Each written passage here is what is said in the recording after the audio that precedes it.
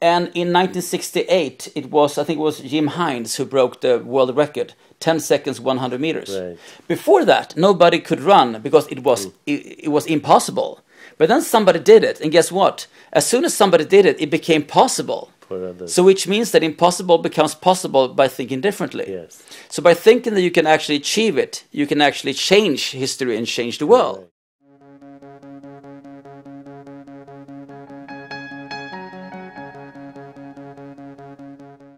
You don't follow the ordinary path as a doctor or as a spiritual leader. You always think a little bit differently. You read the 7 spiritual laws. The Yeah. first law is the law of pure potentiality. Yeah. Pure potentiality means infinite possibilities. Infinite possibilities, the source of your existence. Silence, nature, meditation, and non-judgment. Yeah, correct. Got it. So those 4, are those very important to have in your life? Those are important, but you have to also get rid of your conditioning, because every belief is a conditioned response. A human being is the sum total of all their conditions. A human being is the sum total of all their beliefs. A human being is all the labels, definitions, descriptions, evaluations, and judgments. If you remove all of that, remove all the labels, what's left is the infinite.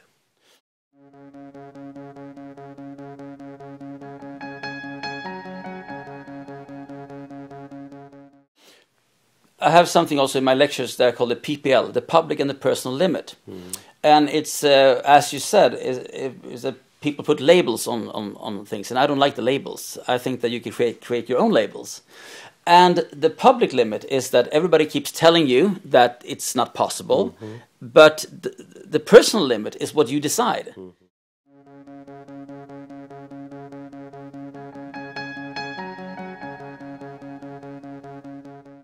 Why do you think people are so afraid of people fulfilling their dreams? Would that be like a mirror of themselves not fulfilling their dreams? It's conditioning. It's religious conditioning, it's cultural conditioning, it's historical conditioning. In many cases, it's economic conditions that impose the conditioning, but everything that's a limit is a conditioned response. I'm going to use some big words now. Dharma, the purpose of life. Would you say that even Dharma would be the meaning of life, finding your own purpose?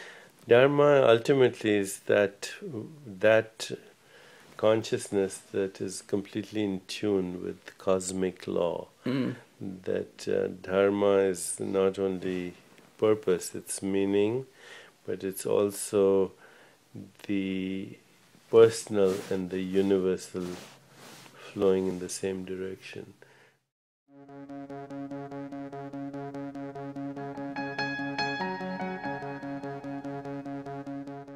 So you create your own Dharma? You create your Dharma, but you also come with a unique purpose, like your purpose is not mine. Your purpose is, as you're going through the world in your own way, you're finding a Dharma.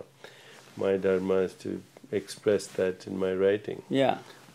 Somebody else's Dharma may be to express that as a political leader. But, everyone has a unique, innate stream of consciousness that allows them to flow in the field of Dharma. So we have 2 points here. Which means when you're in Dharma, you're not thinking of money, you're not thinking of time.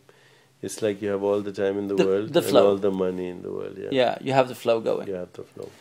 So that leads us to a question, do you believe in luck? I mean, because you said, first of all, it's all a little bit set, and then another thing is that you can create your Dharma, but... Luck is opportunity meeting preparedness. So when you're prepared and you see the opportunity, that's good luck. Is there free will? Is it preset? Well, the past influences the circumstances of the present, but what you do with the present is up to you.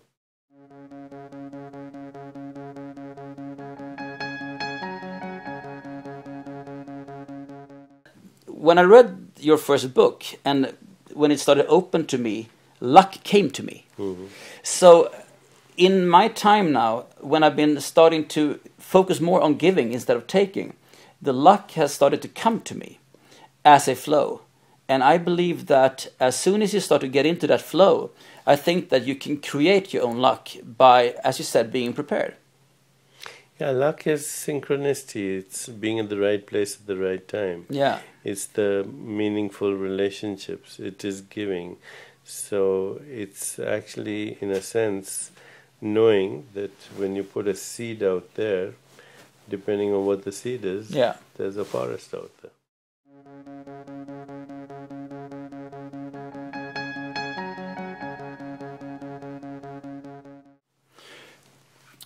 The comfort zone, that is something that I've been using a lot. Life starts outside the comfort zone.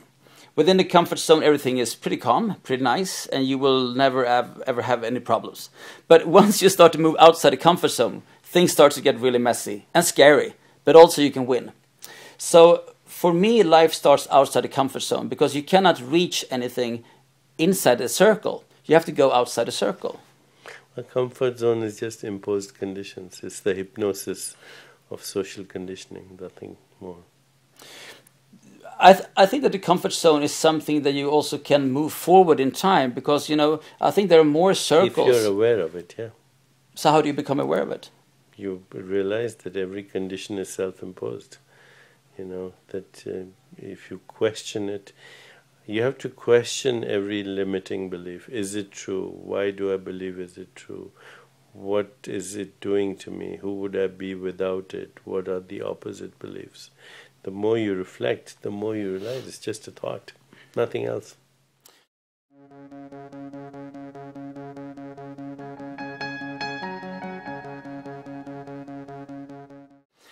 Is it something that you do 1 hour per day?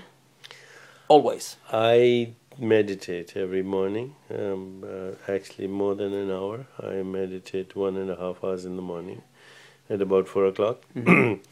I exercise at least 1 hour every day, 7 days a week. And I meditate again for about 20 minutes in the evening. Those are things I do anyway. Exercise, physical exercise and meditation. The rest of the time I do what needs to be done. I don't waste time. I just have the policy that, everything I'm doing has to be of some value to someone. And, it has to add value to the world. I think that 1 hour per day, nobody can say, I don't have the time. So I think that if we take half of what you do, if you meditate half an hour and exercise half an hour. 20 minutes, yeah. It's just great, but you have to focus. I mean, some of the monks in Tibet, they can sleep like 2-3 hours per night, but they are sleeping 100%. Right. So what you're saying is that you don't waste time. Yes. So you use time. And if you take 24 hours, my God, you can use that a lot. If you sleep 7 hours, you have a lot of time to do stuff. Sure.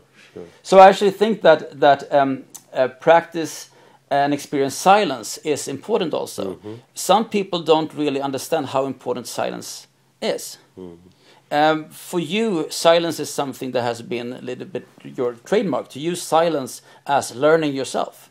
Yeah, silence is where intuition is, where insight is, where creativity is, where free will is, where inspiration is, where vision is. And so silence is the deepest part of your being, which we call the soul. Mm.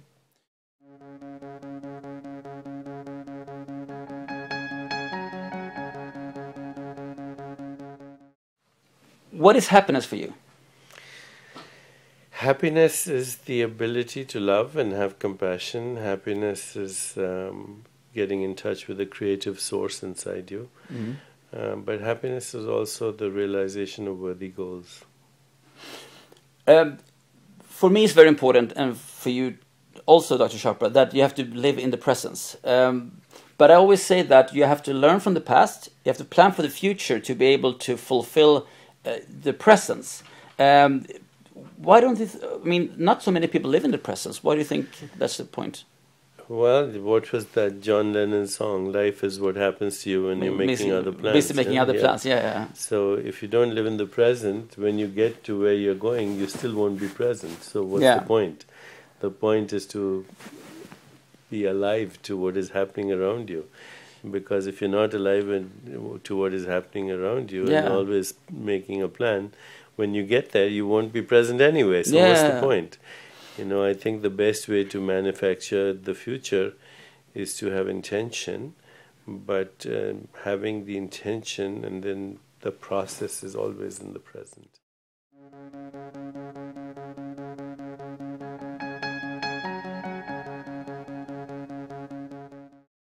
When I was traveling the world, I climbed the 7 summits, the highest point on all the 7 continents. Beautiful.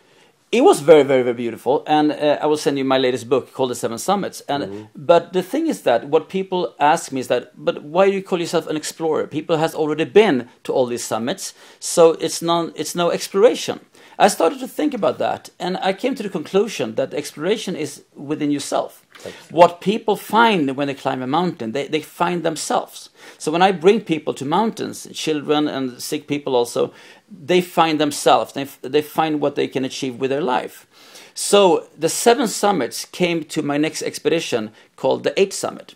And the 8th summit is called Exploration Within. And there will be a study within the human body.